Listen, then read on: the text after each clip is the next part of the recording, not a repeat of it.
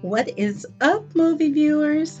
Dena Views and Reviews here, asking, what you watching? Well, today I am watching Leave the World Behind, starring Julia Roberts, Ethan Hawke, Mahershala Ali, Mahala Harold, Farrah McKenzie, and Kevin Bacon.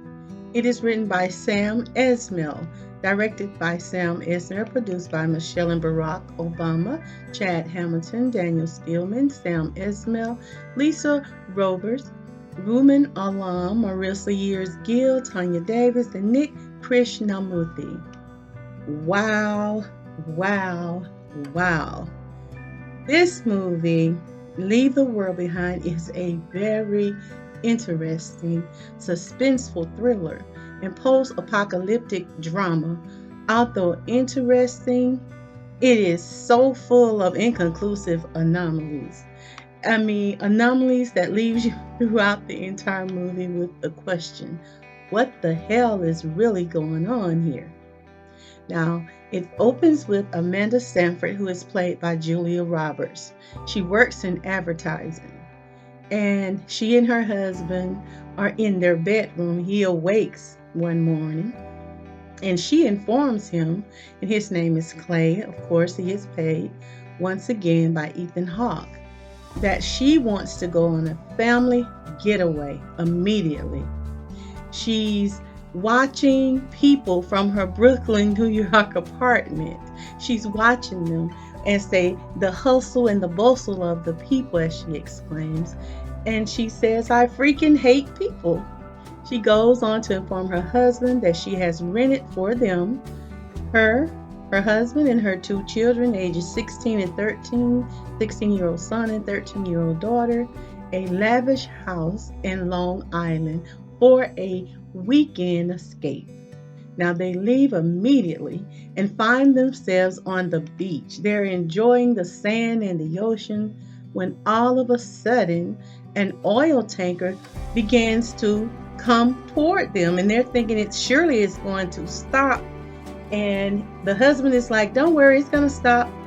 But it doesn't. And the oil tanker comes ashore and almost hits them. And it is assumed that it is the faulty navigation that is behind it. Isn't that a very odd occurrence? Then they find themselves back at the rental property. And after putting the children to bed, they're discussing what they witnessed. When late that night, there's a knock upon the door. They open it to find a black man standing there with a young woman. It turns out to be GH and his young daughter Ruth. And he explains to them that he is the owner of the property in which they are staying in. It's a rental house. And he informs them that New York City is experiencing a major power outage and they would like to stay there. Amanda is having a problem with this. She's like, I've rented this. What are you doing here? She's very distrustful of the two strangers, and that is understandable. However, it is clear that she was possessing just a little bit of racial insensitivity with her responses to GH. When he responded that it was his house, she's like, this is your house?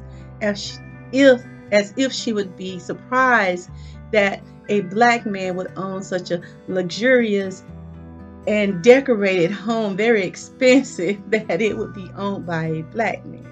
She is unable to verify his identity over the internet because both the internet and the phone service were out.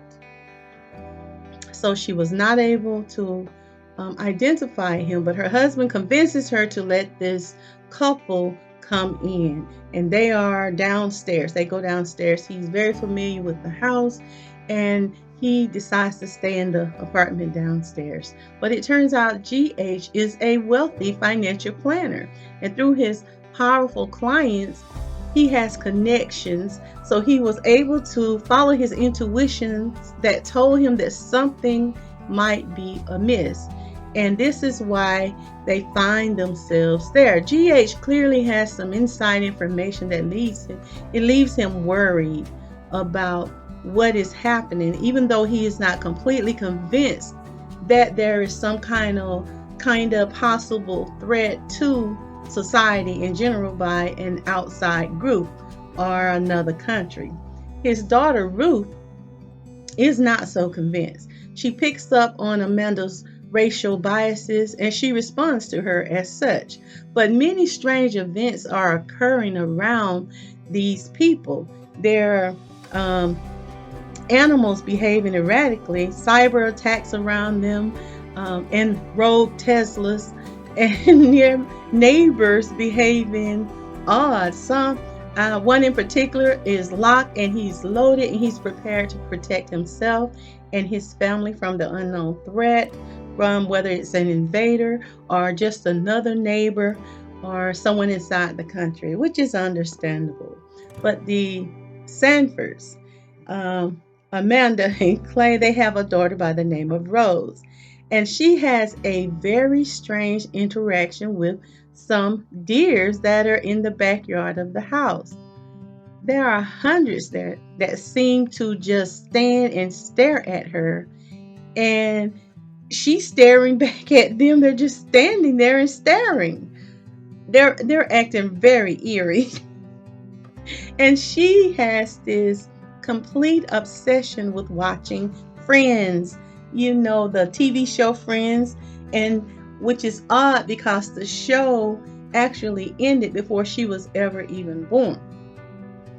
And then the next day, the husband attempts to find more information as to what is going on with this power outage and this blackout. And he's trying to get information from the locals as to what is going on. But while he is out and about, there are leaflets being dropped from a drone that is written in Arabic that says "Death to America." But why all of these strange events are happening and taking place around this home leaves you sitting on the edge of your seat. I mean, it is an interesting movie. You're screaming. You can't wait. You're biting your nails asking what is going on and who is behind it. And this is why I had to give this movie a 3-star, because it is very interesting. It pulls you in and takes your full attention. You're just anxious to find out why all of this weird stuff is going on. What is happening? Why are the characters responding as they are to the events, strange events that are occurring around them? And how would you respond to it? And all through the movie, you're just asking and filled with anticipation to find out what exactly is going on and who in the heck is behind it. And unfortunately, after you watch the movie, you're still left wondering what is going on and who is behind it, leaving you, though, with this feeling of what if. There was a very interesting conversation in this movie that stuck out to me between George and his daughter Ruth. Ruth admitted to her dad, GH, that she was afraid and she wanted him to comfort her, to hug her.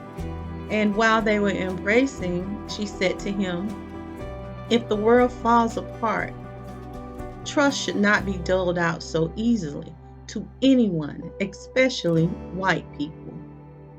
She then asked him, why were they spending a second night in the basement of their own home, while the white family who packed up and left had returned?